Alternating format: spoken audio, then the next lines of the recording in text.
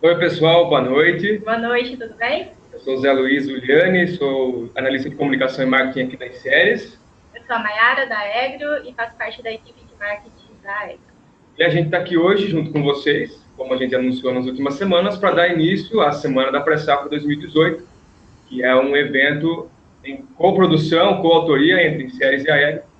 E, em primeiro lugar, a gente quer agradecer muito a todos vocês pelas inscrições, pelo número enorme de inscrições, por vocês que estão aqui ao vivo hoje para acompanhar o começo dessa Semana da Pré-Safra, que vai começar com a palestra com o Dirceu Gassi.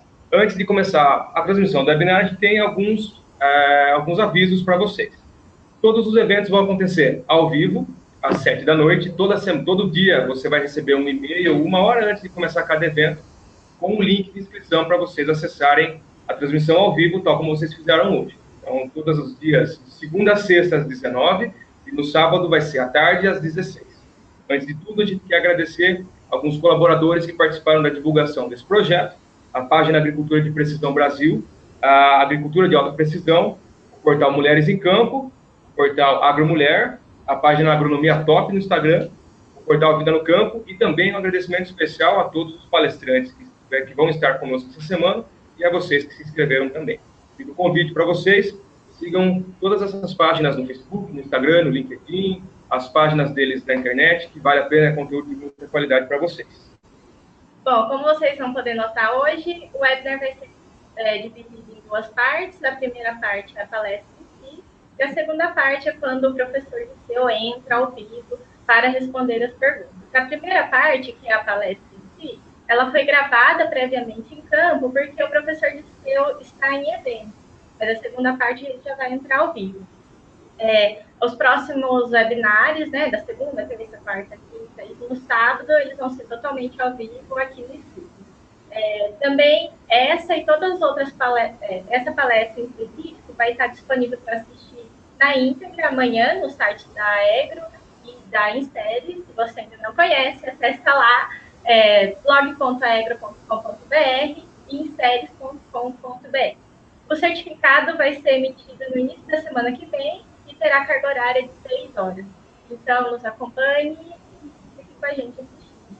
E o último recado para vocês, a dinâmica do webinar é a seguinte, vocês estão assistindo o webinar e tem uma caixa, um menu do lado direito da tela, vocês vão poder enviar suas perguntas pela caixa de perguntas que está aí no canto.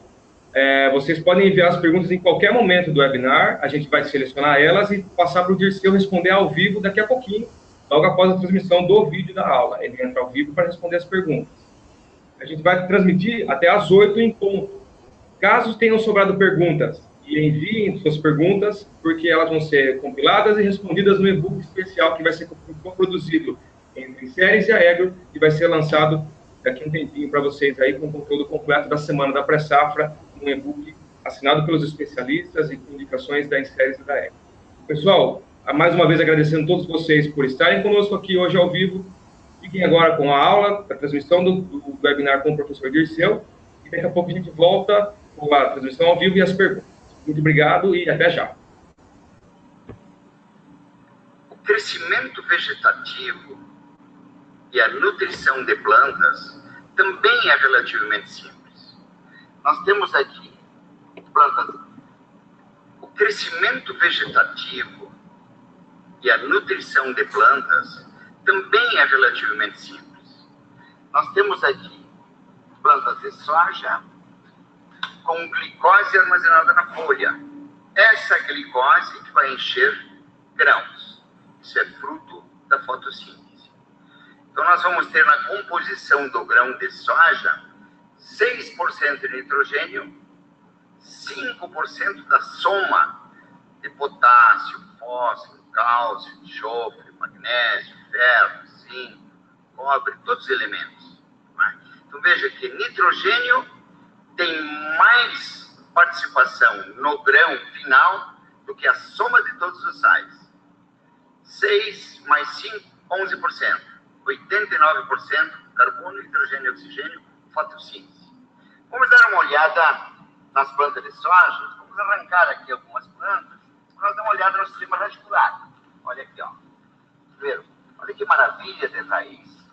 Caíram algumas raízes aqui embaixo. Olha aqui, ó. Tá? Olha a quantidade de raiz de soja que tem aqui. Essa soja raiz, ou plantas raiz, é sempre importante destacar. A planta bebe nutriente todos os dias. O coxo de alimentação é o solo. A planta necessita 1 centímetro de raiz por centímetro cúbico de solo para extrair água e nitrogênio. Dois se movimentam no solo. E necessita 5 centímetros de raiz por centímetro cúbico de área para extrair fósforo. Conclusão, nós estamos falando em quilômetros de raiz por metro quadrado. Aí começa a ficar muito importante a estrutura de solo. Então nós vamos ter um perfil de solo, vamos ter as raízes, né, que vão extrair, as radicelas, né, que vão extrair o nutriente do solo. Né. Vamos aqui examinar a quantidade de raiz que nós temos aqui. São raízes grandes, as radicelas nem aparecem aqui. Entre elas, nós vamos tirar aqui uma planta ou outra. Vamos escolher essa aqui, ó. Crisótimo. Nós temos esses nódulos pequenos que são fixadores de nitrogênio. Então veja que o nódulo é responsável por 6% da composição do grão, nitrogênio. O restante dos sais, 5%. E os 89%, fotossíntese, carbono. O que é importante que nós precisamos analisar soja de hoje e soja do futuro? Nessa planta a gente percebe que nós temos uma preparação de 10 centímetros, onde nós temos o principal volume de raízes. Para o futuro, temos 2 grandes desafios.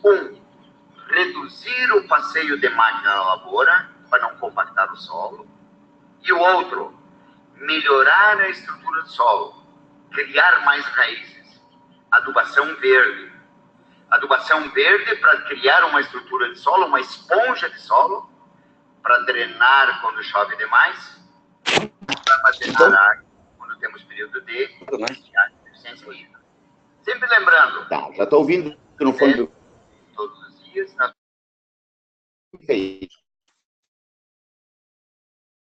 Essas plantas vão armazenar nas folhas e as folhas vão encher os grãos. Então nós temos aqui 3, 4 legumes. Isso é uma soja ótima. Expectativa, do ponto de vista, ótima do ponto de vista de expectativa, folha, legume, enchimento de grão. Isso que dará 2 gramas de grão. Soja de alto rendimento, tem bem distribuído na planta, 3 legumes de 3 grãos e uma folha sadia que termina de encher os grãos. Aqui nós temos uma outra folha que vai encher os grãos desse nó e assim por diante. Essa é a distribuição. Aqui nós podemos analisar um ponto e eu vou pegar aqui 2 tubos de grãos de soja. Tá? Nós temos aqui 50 grãos. 50 grãos, exatamente o mesmo número. Nesse, nós temos 10 gramas de grãos, 10,4, 50 grãos. E aqui nós temos o mesmo número de grão e temos 7,5. Veja a diferença. Nós temos o número de grãos definidos e a diferença, mesma variedade, mesmas condições. A diferença está no quê? Na sanidade da folha, que permitiu o enchimento de grão, ou na estrutura do solo, que permitiu a armazenagem de água, extração de nutrientes e completar o ciclo da soja. Então nós vamos analisar, vamos fazer uma revisão mais ampla. Semente de qualidade, qualidade na semeadura. Define o número de grãos. A nutrição da planta, a distribuição de plantas por metro quadrado, distribuição espacial, e a sanidade da folha vai garantir o enchimento de grãos.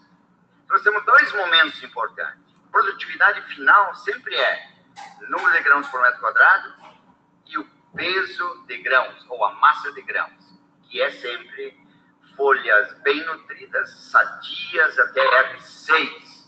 Quando a folha amarela, o legume amarela e o grão começa a adquirir uma coloração amarelada também. Quando o grão estiver verde e nós tivermos patógenos ou lagartas que cortem a folha ou que causem a perda de área foliar, ou a dessecação para ganhar algum tempo na colheita, Se nós dessecarmos com legumes verdes, perdermos por patógeno, lagartas ou por seca, nós vamos medir, na realidade, a perda de grãos.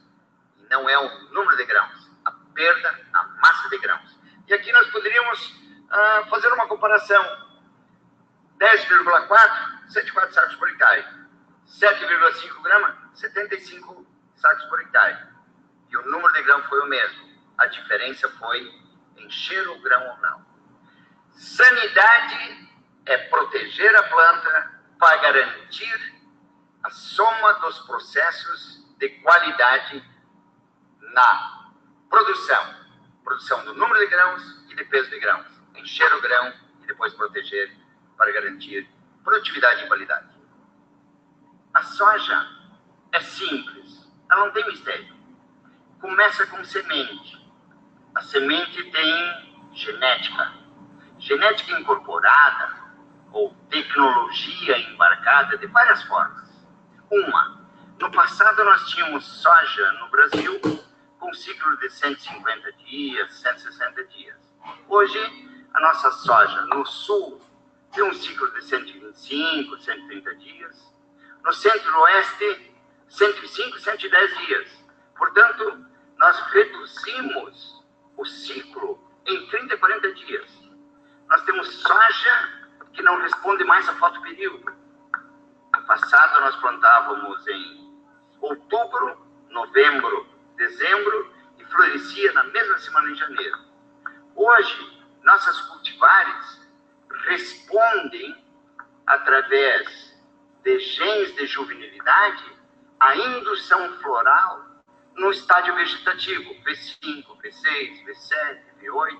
Então, ela começa a florescer num tamanho menor. São duas grandes mudanças.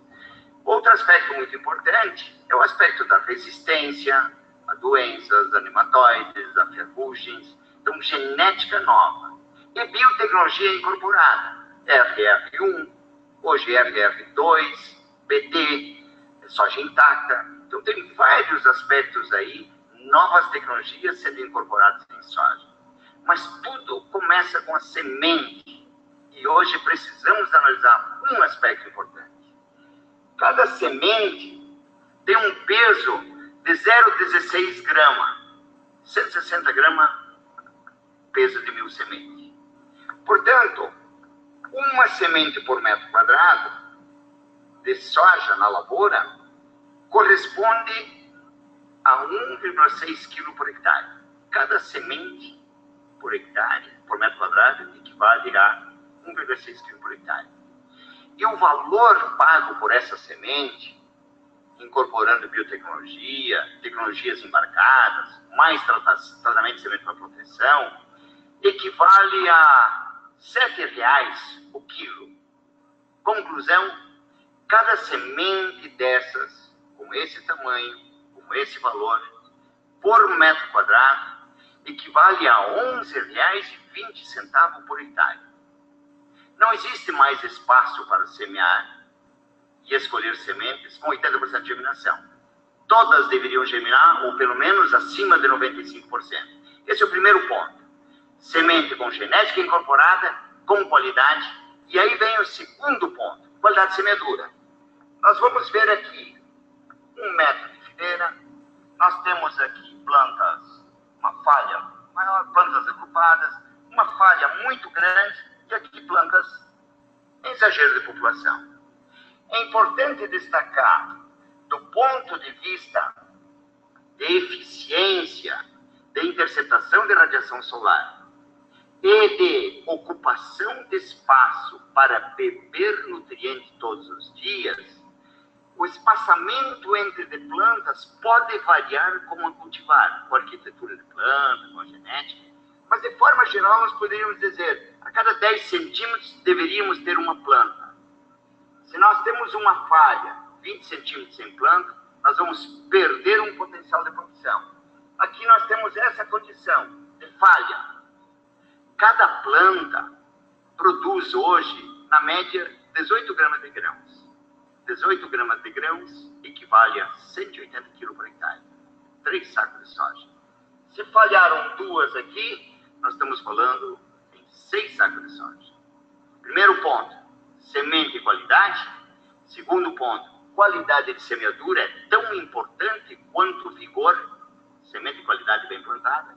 Terceiro ponto, os aspectos de proteção. Aqui nós vamos ter uma linha com planta morta.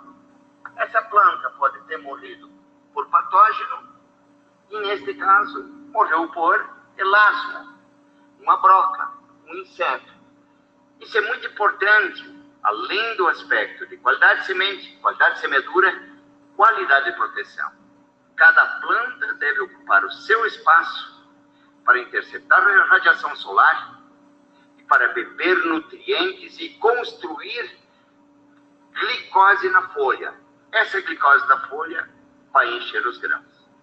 Nós vamos agora ver plantas em crescimento, população maior, característica e arquitetura de planta, com tamanho maior, entrenoma maior ou menor, e vamos discutir a lógica de produção da planta.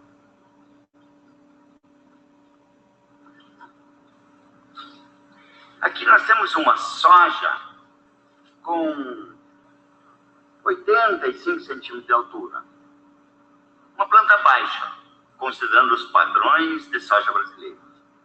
Se nós olharmos na horizontal, na lateral, transversal à linha de semeadura, aliás, sempre deveria ser a forma de examinar uma lavoura de soja.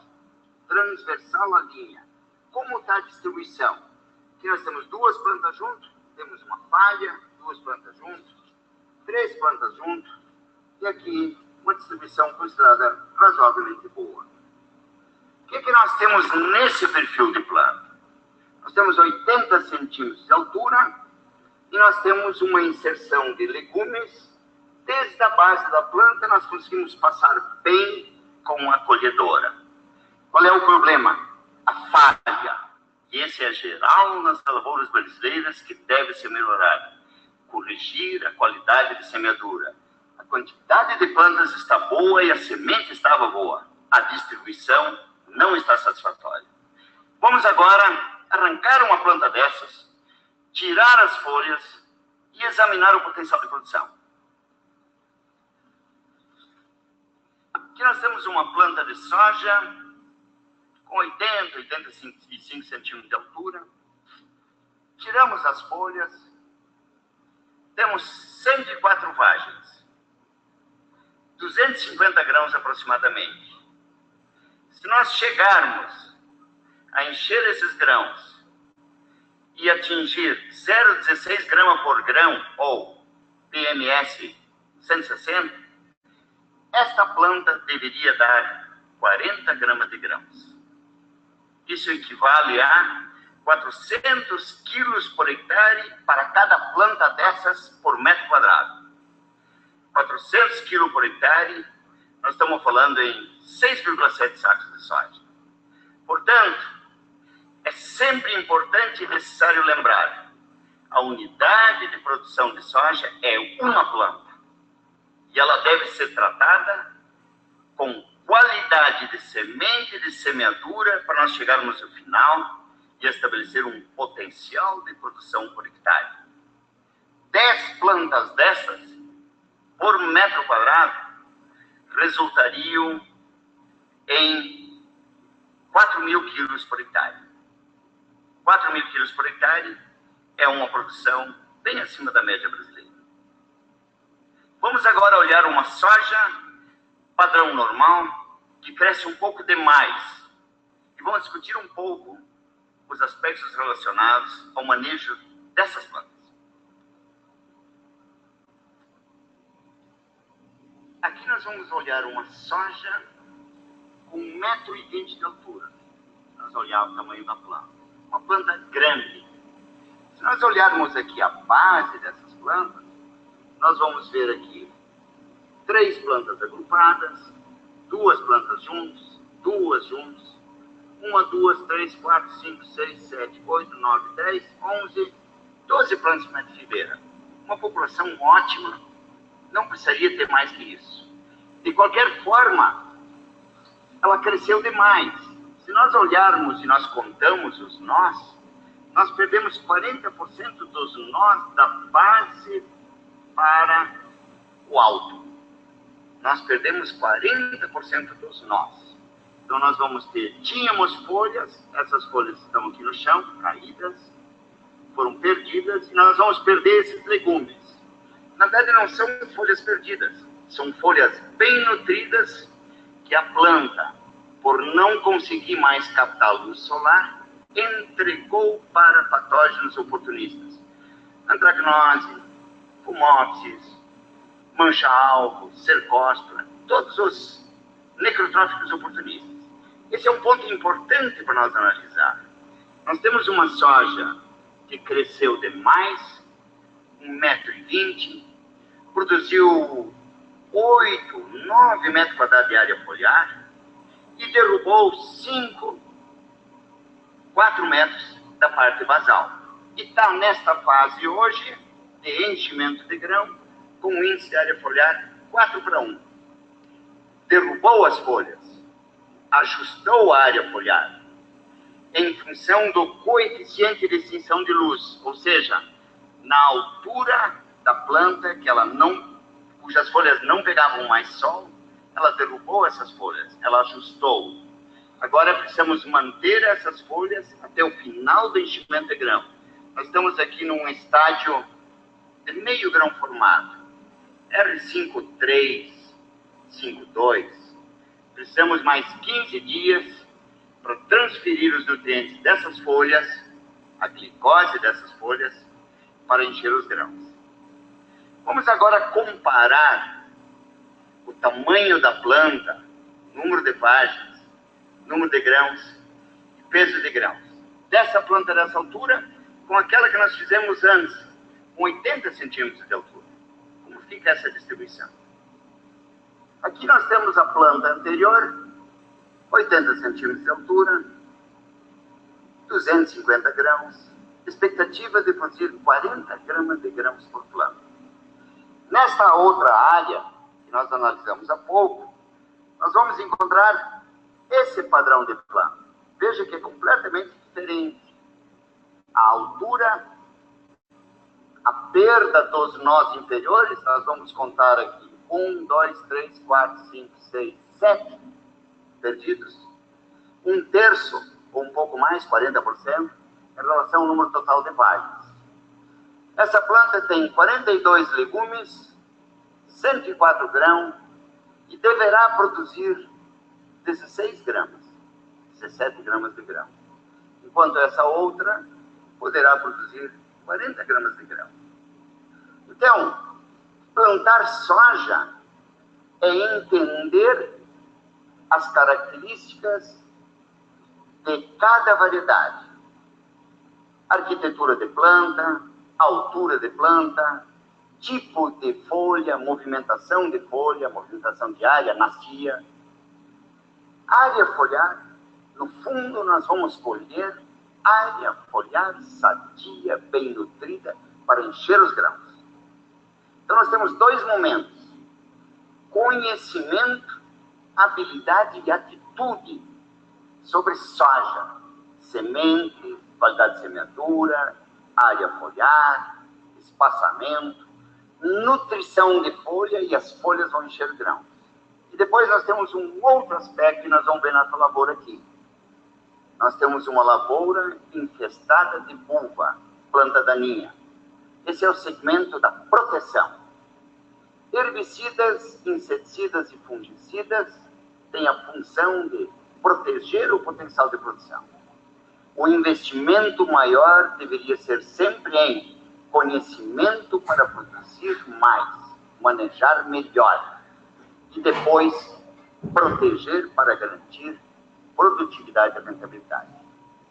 Soja ou lavouras de alto rendimento estão diretamente relacionados a pessoas com conhecimento, habilidade e atitude de fazer bem feito. Conhecimento aplicado por planta em todo metro quadrado resultará em produtividade por hectare. Um grande abraço, boa colheita.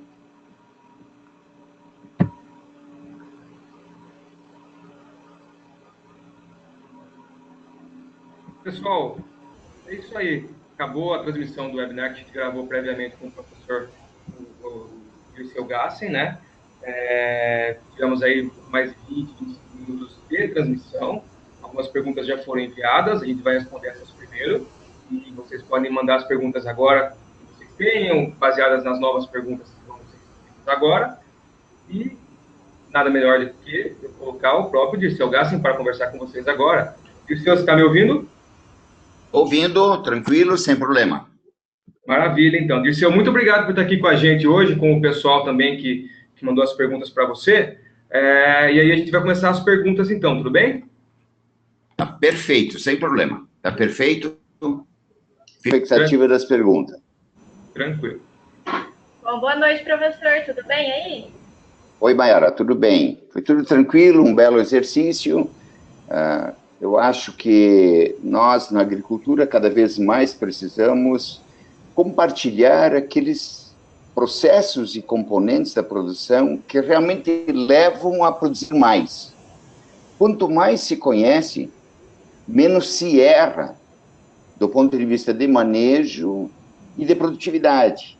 E não há dúvida que o agricultor tenha consciência de que ele usa 1 hectare de terra, 1 hectare de terra, que é 1 hectare de recursos naturais. E esses recursos naturais ele usa com uma responsabilidade de produzir alimentos. E a nossa responsabilidade também, como pesquisador, como profissional agrônomo, todos nós, de compartilhar esses conhecimentos, de atender as dúvidas, né? E de responder, eventualmente, alguns dos processos ou aspectos que geram controvérsia, eventualmente, mas principalmente as dúvidas, ajudar para resolver problemas. Agora vamos começar com as perguntas, professor. A primeira é do Tiago Lago. Doutor Dirceu Gassen, quando falamos em diminuir a compactação do solo, qual a sua opinião em relação à integração lavoura-pecuária? Quais seriam os cuidados a se adotar em relação à lotação animal e ao período entre a retirada dos animais para a dessecação e plantio da safra subsequente? Muito obrigada pelas informações e obrigada, Tiago, pela pergunta. Excelente pergunta e leva a várias reflexões. No passado, nós criticávamos, quem trabalhava com plantio direto, os aspectos relacionados à integração lavoura-pecuária, e nós posicionávamos a questão da pecuária como um fator negativo, que acabava prejudicando ou compactando o solo.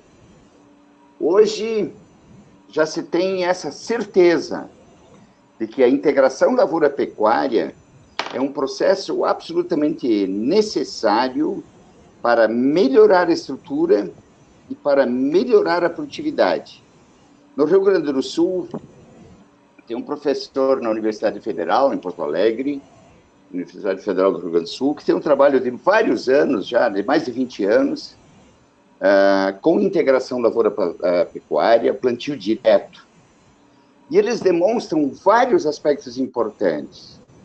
Se eu tenho uma pastagem e eu faço um corte desse pasto, para retomar o crescimento, essa planta precisa retomar crescimento raiz, para continuar desenvolvendo a parte aérea. Então, eles demonstraram que o manejo de gado rotativo, fazendo cortes no pasto, melhora a estrutura do solo.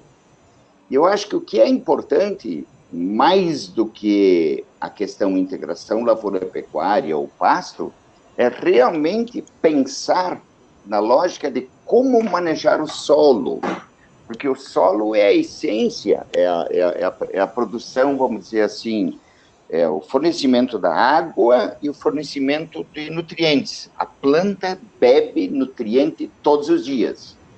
Se nós fizermos uma integração lavoura-pecuária e tivermos um excesso de gado e a falta de pasto, o gado vai passear no campo, vai andar muito, vai compactar o solo e nós vamos perder tanto no ganho de gado como no ganho da qualidade do solo na sequência, ou no ano seguinte, ou na safra seguinte. Então, primeiro ponto, Sim, integração lavoura-pecuária é uma necessidade, porque a soja contínua, 60 milhões de hectares, juntando o Brasil, Argentina, Uruguai e Paraguai, contínuas com a mesma base genética, é um risco muito grande para o ciclo maravilhoso da soja, a produção de proteína e geração de renda. Mas a integração lavoura-pecuária é um processo de adubação verde, de rotação de culturas. Essa pecuária, inclusive, hoje gera renda, se bem manejada, ao mesmo nível do que a própria lavoura. Portanto, nós precisamos pensar na lavoura como um processo de melhoria da terra para produzir mais soja. Eu acho que ela é perfeitamente viável. O que nós precisamos é ajustar a população de gado, não em excesso, para sobrar pasto, para que o animal caminhe num colchão de palha ou de pasto, se alimente melhor, não precise caminhar tanto, e que nós adotemos alguma forma de rotação de pastejo. Então, não manter o gado na mesma área, passeando o tempo todo, fazer alguma forma de rotação e começar a adubar o pasto. Eu acho que esse é um outro fator muito importante. Para produzir mais palha, para produzir mais raiz, para sobrar raiz, fazer a supressão biológica de nematóides, de doenças de raízes, e, ao mesmo tempo, melhorar a estrutura do solo. Sim, a agricultura, a integração com pecuária é necessária para viabilizar a soja. E a lavoura pode ser um ótimo método para melhorar a pecuária e melhorar o pasto. Eu acho que essa integração é necessária e ela depende de racionalidade. O ponto negativo, de forma geral, é o exagero na expectativa de geração de renda, principalmente nas áreas arrendadas, em que o agricultor planta soja e entrega o pasto nos meses de intervalo. Isso é muito comum no sul do Brasil. Ali está um erro. Deveria ter um acordo de quantos dias o agricultor que arrendou a terra deveria disponibilizar a área com pasto e quanto por hectare. Aí podemos fazer um ajuste perfeito, manejar o solo, melhorar a raiz, fazer a supressão biológica. Um detalhe importante, quando pensar em pasto, devemos pensar em diversidade de espécies, não usar só um tipo de pasto, fazer uma diversidade de planta para aumentar a eficiência de supressão biológica e controle natural de pragas, doenças e nematóides. Muito bom, professor. Agora, a segunda pergunta é do Helder Almeida Guimarães. Boa noite. Sobre a inoculação com o azospirilo, o melhor momento de introduzi-lo, qual é o melhor momento de introduzi-lo no milho ou na soja? A adubação nitrogenada na soja pode causar retardo ou não interação com o brado Rhizobium com a soja?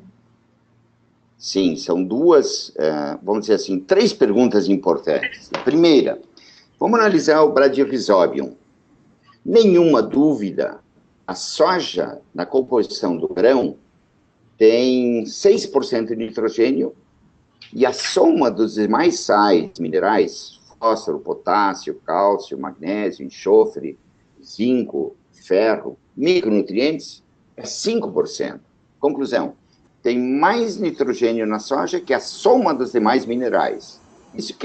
Isso já demonstra com toda clareza a importância do Rhizobium ou da disponibilidade de nitrogênio para a planta. A soja só é a soja com o teor de proteína que nós temos, 38%, 40% de proteína, porque na coevolução ela teve um Bradyrhizobium, parasito obrigatório de raiz, que a planta nutre, e o Rhizobium fornece nutrientes todos os dias, né? Para o nitrogênio todos os dias, para crescimento das folhas. Então, sim, nenhuma dúvida sobre o Rhizobium. A segunda pergunta está relacionada à adubação nitrogenada. Existe divergência de opiniões. Nós já testamos, validamos a aplicação de ureia ou de nitrogênio no solo, na linha de semeadura. Algumas vezes nós temos a supressão ou a redução do número de nódulos. Outras vezes não se percebe com clareza essa redução de nódulos. E é importante lembrar, nós temos algumas situações de plantio de soja, por exemplo, em áreas de pastagem, primeiro ano de soja, ou em áreas de arroz, depois de irrigação, inundação e tal. O estabelecimento de Rhizobium é muito difícil, realmente complicado. É uma bactéria viva, é difícil de colocar, de estabelecer. Nesses casos, nitrogênio tem respondido. De forma geral, em lavouras, e hoje eu estou em Jaboticabal, São Paulo, vim do Rio Grande do Sul, a gente andou no país todo, praticamente, as lavouras de soja estão muito boas, um verde bom, um verde de planta bem nutrida. Isso é mérito do agricultor que está manejando a fertilidade do solo. Então, vamos dizer assim, uma planta com uma boa estrutura de solo, e aí é necessário lembrar, o Rhizobium extrai o nitrogênio da massa de ar. Se o solo está compactado, ou se o solo está compactado e chove, encharca o solo, não temos ar no solo e o Rhizobium não consegue retirar nitrogênio do ar. Então, veja que até para a questão de Rhizobium e nutrição da planta, necessitamos de estrutura de solo. Estrutura de solo para desenvolvimento de raízes, que bebem nutrientes todos os dias, e dos micro-organismos, né? Então, agentes biológicos de nutrição, de defesa e de estímulo de crescimento de raízes, necessitam de oxigênio, aeração. A estrutura do solo é muito importante. Aí nós já vamos entrar na pergunta anterior, né? A questão do gado. Sim, integração lavoura e pecuária com abundância de raiz e pasto. Outro ponto importante, reduzir o passeio de máquinas. Nós estamos exagerando no passeio de máquinas, lavoura, compactando o solo. A outra pergunta que foi feita pelo Helder está associado a Azospirillum e a outros, a coinoculação e outros micro-organismos. Sim, precisamos e temos uma necessidade muito importante de micro-organismos, tanto na decomposição de material orgânico, na mineralização, como no processo de formação de glomalina. Glomalina é algo que os cientistas chamam de supercola, aquela estrutura que a raiz produz, liberando exudatos, nutrindo micorrizas, micro-organismos, formando aquela capa de solo ao redor da raiz e permitindo o crescimento da raiz. Vamos ter também Azospirillum, que são outros micro-organismos que ajudam tanto na fixação, na defesa, como na estruturação de solo. Qual é a diferença de um Azospirillum e de um Rhizobium? O Rhizobium é uma coevolução perfeita, é um parasito obrigatório. A planta nutre o nódulo que contém a bactéria e a bactéria paga o arrendamento, vamos dizer assim, ou a nutrição que a planta faz para o nódulo, né? Faz todo dia, e nós vamos, nesse processo de nutrição, né? O nódulo alimenta a soja, ela coloca nitrogênio nas folhas e forma as folhas todos os dias. O Azospirillum é diferente, ele não tem a obrigação de entregar nutrientes, ele vive no ambiente da rizosfera, ele é um micro-organismo livre no ambiente da rizosfera, no ambiente das raízes. Então, por isso, estudos do passado mostram, principalmente com o pessoal da área de milho, que os resultados não são tão evidentes como o Rhizobium. Hoje, com novo nível, com novos micro-organismos, mas antes de criar uma expectativa de alto rendimento ou de retorno, como se consegue demonstrar com o Rhizobium, valide em sua lavoura. E nunca esqueça, micro-organismos se alimentam de carbono, necessitamos de palha. Cada tipo de palha diferente vai ter um efeito sobre a população de micro-organismos. Então, falta para nós, do ponto de vista de informação dos microbiologistas, que tipo de palha ajuda Rhizobium ou prejudica, que tipo de palha e raízes, exudatos de plantas, prejudicam ou ajudam Azospirillum. Isso é fácil, né? Se nós plantarmos, por exemplo, uma braquiária, plantarmos um nabo, uma planta tipo repolho, se plantarmos aí uma leguminosa, né, nós vamos ter exudatos diferentes. Podemos estimular ou suprimir micro-organismos. Então, essa combinação micro-organismo mais planta, exudato, glomalina, é necessário entender melhor e, sem dúvida, precisamos dos aspectos fertilidade do solo, química, que é a mais simples e a mais fácil, tem aí 5, 10% na composição da biomassa, 90% a 95% é carbono, hidrogênio e oxigênio, vem do ar e da água, estrutura do solo, fotossíntese. E micro-organismos, a fertilidade biológica faz essa composição do tripé fertilidade de solo para plantas de alto rendimento. Com certeza, o solo é a base de tudo, né? Sem dúvida. A próxima pergunta é do Vanderlei Loss Júnior. Boa noite, Dirceu. Sou profissional de agronomia na área de nutrição em Mato Grosso. Poderia abordar sobre os micronutrientes, em especial o boro via solo granulado e enxofre elementar? Boro e enxofre. Bom, eu não sou um especialista em solos, eu tenho acompanhado em inúmeras reuniões a questão da fertilidade. Não há dúvida nenhuma que o boro e o enxofre são essenciais para a planta. Quando nós analisamos uma planta que produz proteína, como é o caso da soja, o enxofre e o molibdênio passam a ter uma função muito mais importante do que outras culturas.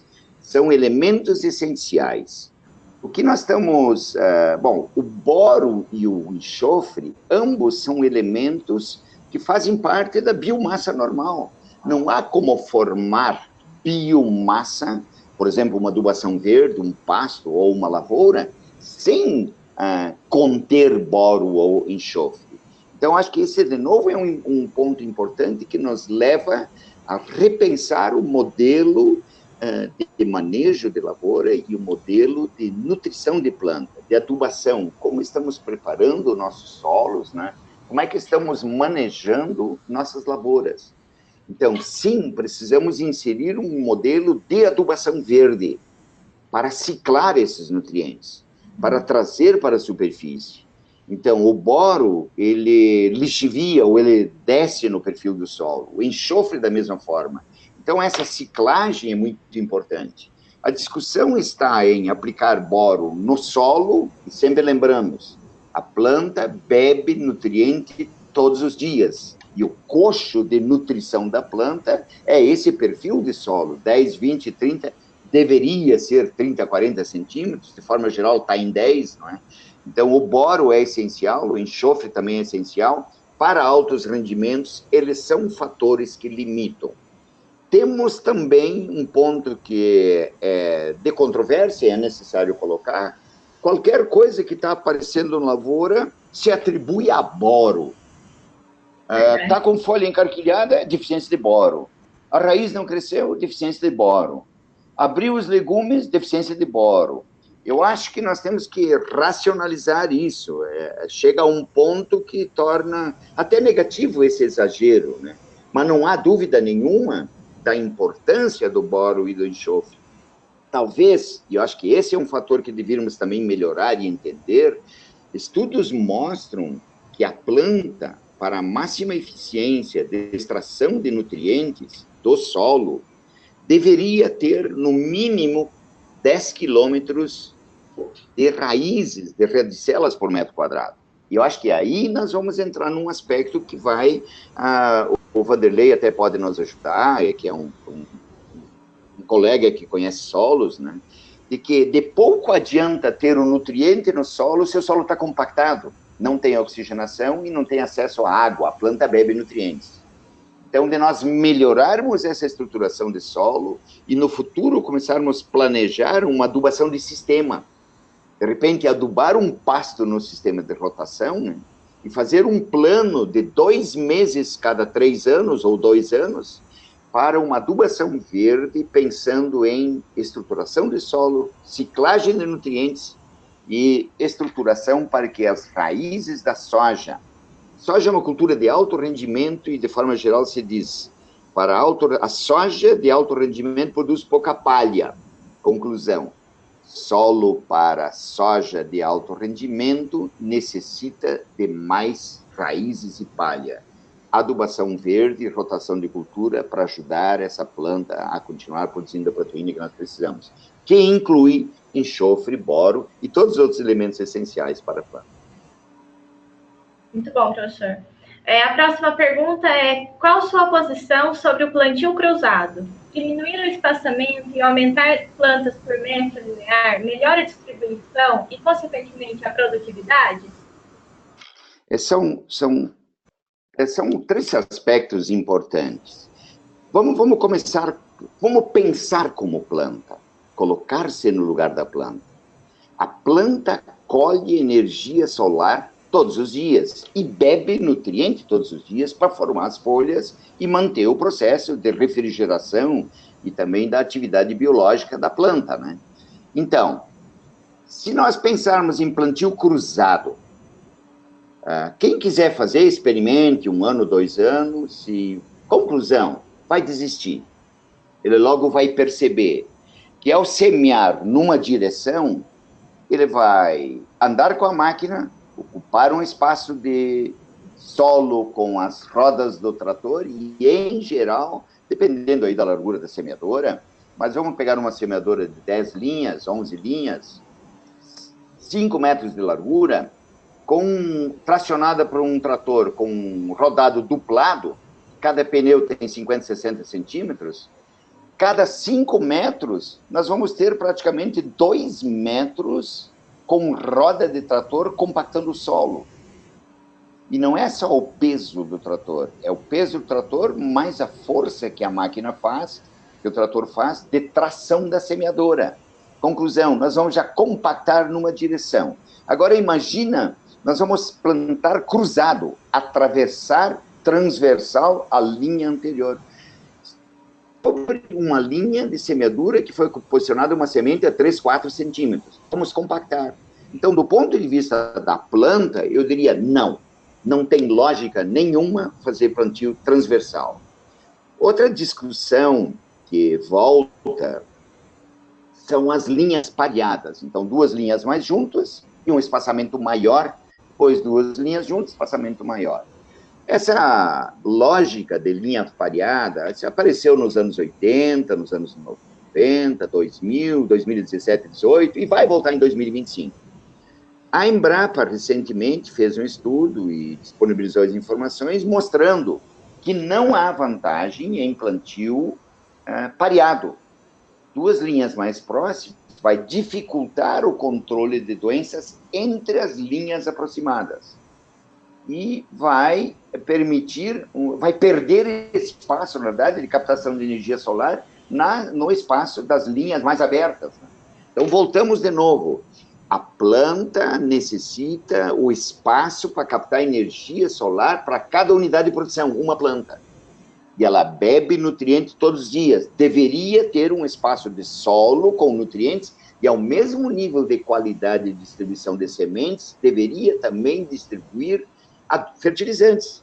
Então, a qualidade de adubação e a qualidade de semeadura deveria ter o mesmo nível de rigor e de importância. Não é?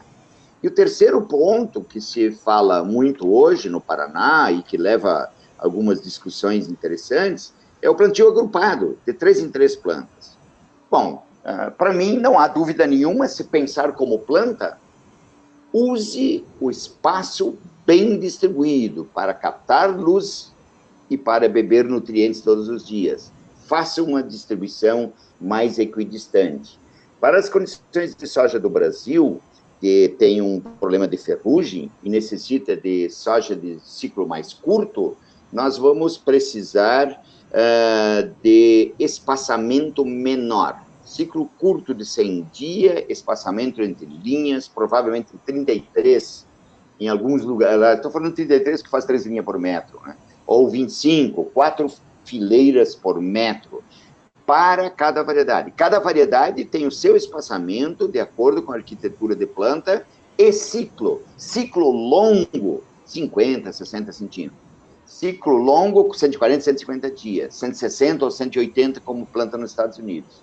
No Brasil, 45, 50 é espaçamento para ciclo de 120 dias. Para culturas de 100 dias de ciclo, o espaçamento deveria ser menor, com plantas de entrenó mais curto e plantas sem ramos, para altos rendimentos, buscando 6 toneladas por hectare. A próxima pergunta é do Guilherme Barbosa. Uma soja que vegetou menos pode ter um potencial de produção maior desde que tenha folha suficiente para enchimento de grãos? De forma geral, nós podemos concluir com o Guilherme Barbosa. Soja de alto rendimento produz pouca palha. Soja que cresce demais, na hora da colheita não aparece tanto grão como nós gostaríamos ou como imaginaria o vigor de crescimento das plantas. Em resumo, para o Guilherme, nós de fato colhemos área foliar bem nutrida e sadia. Isso quer dizer o seguinte: uma camada de área foliar, como mostramos, né? Aquelas plantas mais baixas, que têm vagens até a base da planta, que permite a colhedora passar por baixo e não ter vagens tocando o solo, né? Comparado com aquela outra planta, que tinha 1,20 m de altura e que perdeu 30, 40 centímetros, 8 nós na base, por excesso de crescimento. E aí nós temos 2 problemas. Um é a genética. Nós trocamos nos últimos, desde 2014, quando foi liberado soja intacta, em algumas regiões, praticamente 80%, 90% das cultivares foram trocadas. E foram dezenas de cultivares lançadas no mercado sem um conhecimento seguro do tamanho das plantas, do número de entrenós, da distância entre nós. Crescem demais e nós estamos perdendo colheita. Sim, sentimos saudades das cultivares tipo 5909 ou a Ativa, que são plantas mais baixinhas, não é? E que são plantas bem estruturadas para um ciclo curto com alto rendimento. De forma geral, a gente pode afirmar que a soja produz numa camada de 50, 60 centímetros. Se ela cresce 1 metro, nós vamos perder 40 centímetros na base. Se ela fica a 50 centímetros, os legumes estarão no chão e nós vamos ter problema de colheita. Mas são as mais produtivas, as mais eficientes. Portanto, bem distribuídas, área foliar, 4 metros de folha por metro quadrado de área foliar, ou seja, 4 hectares de folhas bem nutridas e sadias por hectare de lavoura. Tudo que nós tiver a mais, ela vai passar naquele limite do coeficiente de extinção de luz, e a planta derruba as folhas, na verdade entrega para a doença, e nós vamos perder. O Guilherme tem razão, sojas de planta mais de altura menor, né, bem distribuídas, sem falhas, são as mais produtivas. Muito bom, professor. A próxima pergunta é do Gustavo Nogueira Paz. Professor, aqui na região de Paragominas, não temos uma janela de plantio que permita a realização de uma segunda safra, o que dificulta plantar uma cultura para adubação verde. Esse sistema, qual seria um bom manejo para a construção de um bom perfil? Sim, nós temos as regiões, nós temos uma janela curta de distribuição de chuva. Nós precisamos, na realidade, introduzir alguma forma de vegetação diferente. Plantar soja sobre soja, sucessivamente, muitos anos, nós vamos ter um problema, com certeza, de aumento de nematóide, aumento de doenças e dificuldades para manter a cultura de soja. Se a janela é curta, e eu não tenho um período pós-colheita com chuva para estabelecer uma adubação verde, devemos fazer como fazem os europeus na região de neve, fazer uma sobressemeadura, e também se faz no Brasil. Antes da colheita, quando as plantas começam a amarelar, na fase R5 ou 6, R6, grão já adquirindo a cor amarela, nesse momento, fazer uma semeadura ou de avião, ou com um distribuidor de nutrientes, né, a lanço, distribuindo sementes de várias plantas, espécies, para que, quando a planta está pronta para a colheita, essas sementes já germinaram e estão no processo inicial. se ganha aí 20, 30 dias no ciclo, e em geral é suficiente para você conseguir estabelecer uma adubação verde. Naturalmente, isso exige mudanças. Eu acho que esse é um ponto também de reflexão. Para colher o que nós estamos colhendo, não é necessário mudar nada, basta repetir o que nós estamos fazendo. Para melhorar a sanidade, principalmente problemas de solo, aquela camada de 20, 30 centímetros, com nematóide e doenças, ou nós mudamos o processo, ou melhor, é necessário mudar a forma de fazer. E uma das coisas que é necessário introduzir no sistema de produção de soja para altos rendimentos é alguma forma de adubação verde, interromper os processos de seleção de doenças e nematóides e melhorar a estrutura. A adubação verde é uma necessidade. Por enquanto, não é limitante. No futuro, vamos ver que ela será tão importante quanto colocar nutrientes no solo. A próxima pergunta é do Matheus Santos Araújo, uma pergunta que com certeza muitos agricultores também têm dúvida. Qual a sua opinião sobre o plantio de soja com espaçamento entre linhas reduzido? Espaçamento reduzido, isso? Isso. Sim, sempre. A resposta para espaçamento de variedade de soja é diretamente proporcional à arquitetura da planta. Nós vamos ter culturas, plantas de soja com ramos, com tamanho maior, que podem e devem ser plantados a 70 centímetros. Como nos Estados Unidos, mais de 50% da soja é plantada a 76 centímetros, que é o espaçamento padrão para milho. Eles usam a mesma máquina e plantam soja. É uma soja de ciclo de 160, 180 dias. O que mudou no Brasil? Por causa da ferrugem, precisamos de soja de ciclo mais curto, de 100, 120 dias, buscamos 95, 100 dias. Nenhuma dúvida, para ciclo mais curto, não podemos ter espaçamento de 160 centímetros. Para ciclo curto, devemos escolher cultivares que têm entrenó mais curto e que não produzem ramos. Porque os ramos, na realidade, vão começar a desenvolver na planta aos 28, 30 dias, no V6, V7. E se nós temos uma soja de ciclo de 100 dias, ela deve terminar a formação das folhas aos 60 dias. Não existe espaço para a formação de ramos. Uma soja de 150 a 160 dias, ela pode formar folhas até 120. Portanto, nós estamos falando de uma soja de ciclo curto para formação de folhas 60 dias e colher aos 100. De ciclo longo, formar folha até 120 dias e colher aos 160. Para os materiais de ciclo curto, entre nós curtos, sem ramos, sem dúvida nenhuma, espaçamento 25 a 30 ou 35 centímetros entre linhas. Agora, se o meu agricultor tem uma semeadora de 45 ou 50, não vai comprar outra máquina, não use as variedades que deveriam ser de 35 ou 30, ou 25, e nem as de 60 e 70. Escolha, eleja as variedades mais adaptadas para o espaçamento da semeadora que ele tem. E isso, os provedores de genética têm as informações melhores. No futuro, eu estou de acordo com o Matheus, nós deveremos plantar soja de ciclo mais curto, sem ramos, entrenó menor, plantas mais baixinhas, com espaçamento de 5 a 30 centímetros, para alto rendimento. Essa soja deve fechar e com energia solar aos 25, 30 dias, está fechada. O ciclo longo pode fechar aos 60, 70 dias. Muito bom, professor. A próxima pergunta é da Vera Barão e Francismar Leme. Se as variedades mais baixas são mais produtivas, qual a vantagem, então, de se criar cultivares mais altas? A princípio, não há vantagem em relação ou desvantagem de plantas mais baixas ou plantas mais altas. As plantas mais altas, elas crescem muito porque o espaçamento é pequeno e elas competem entre si e vão crescendo.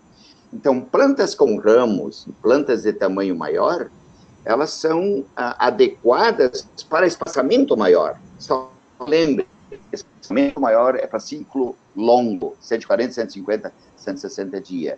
Não serve mais para o Brasil, Paraguai e Bolívia, porque nós temos ferrugem, e ciclo longo de soja não se consegue proteger contra a ferrugem. No Brasil, ou regiões tropicais, necessitamos ciclo mais curto para viabilizar o controle de ferrugem. Aí as sojas mais baixas, de ciclo curto e mais baixas, vão ser mais eficientes em termos de produção. É uma questão não de escolher variedades altas, baixas, mais eficientes ou não. Variedades de tamanho, ajustar a população e o espaçamento para a máxima eficiência de área foliar. Nós, no final da colheita, vamos sempre conseguir colher bem 4 metros quadrados de área foliar, 4 hectares de folha. Se crescer demais, vai cair as folhas. Por isso, as sojas que crescem demais, de forma geral, com a população e o espaçamento que nós usamos, não estão produzindo ou frustram na hora da colheita. Cresce demais, muita palha e pouco grão. Bom, professor, gostaria de agradecer muito a sua participação na aula, respondendo as perguntas. Foi um prazer e uma honra ter o senhor aqui. A gente tem muito mais perguntas, mas sim, infelizmente não dá para responder todas agora, mas fiquem tranquilos, a gente vai responder dentro do e-book da Safra, vocês vão receber um e-mail alertando sobre isso. E gostaria mais uma vez de agradecer muito mesmo a participação do senhor. Eu que agradeço essa oportunidade. É nossa missão compartilhar o que aprendemos. Quanto mais se conhece, menos a gente erra. E quanto melhor se usa os recursos naturais, a sociedade como um todo se beneficia, porque não precisamos aumentar a ocupação de área para produzir alimentos. É melhorar a eficiência na área que nós estamos. Parabéns a vocês pelo trabalho que estão fazendo de criar a oportunidade de divulgar e de trazer professores que vão estar na semana toda aí junto. Para mim é um orgulho, é um momento especial ter essa oportunidade de estar junto com vocês, compartilhando informação. Um grande abraço, boa colheita, sempre lembrando que quem produz alimento cultiva a paz. A guerra, em geral, é estabelecida por fome. E o uso de recursos naturais e a preservação da natureza está associada também com a agricultura. Por isso precisamos ajudar cada vez mais. Produzir, conservar e cultivar a paz. Um grande abraço e uma boa colheita. Abraço, professor. Pessoal, os últimos recados para vocês. Em primeiro lugar, muito obrigado pela audiência que a gente teve hoje. Algumas pessoas comentaram, mandaram e-mail para a gente, comentando que não conseguiram acessar a sala. A gravação vai estar disponível em HD amanhã para vocês, tanto a gravação no campo com o Dirceu Gassi, quanto a gravação agora das perguntas. Então, a partir de amanhã ou quarta-feira vai estar no site da Egros, no site da Inseres. E vocês também vão saber em primeira mão quando for lançada a transmissão, a gravação do vídeo, se vocês seguirem a Egros e Inseres nas redes sociais.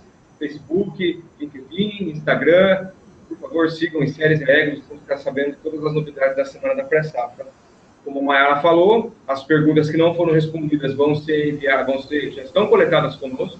A gente vai conversar com o Dirceu depois para ele gravar um vídeo ou responder as perguntas para a gente que estejam no e-book da Semana da Pré-Safra, que a gente vai lançar logo após o evento.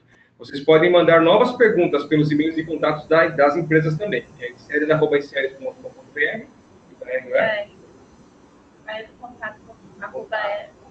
Contato@egro.com.br, inseres.com.br.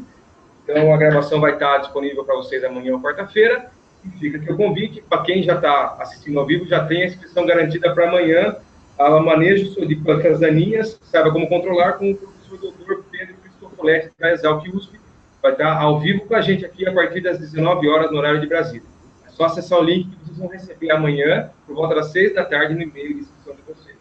As inscrições ainda estão abertas até o sábado, para novas pessoas que queiram participar. Então, compartilhem com eles, seus amigos, seus contatos, os links de inscrição. Quanto mais gente tiver para discutir e debater na Semana da Pré-Safra, melhor. Pessoal, muito boa noite para vocês, um bom descanso, muito obrigado pela parceria e até amanhã. Boa noite, até amanhã.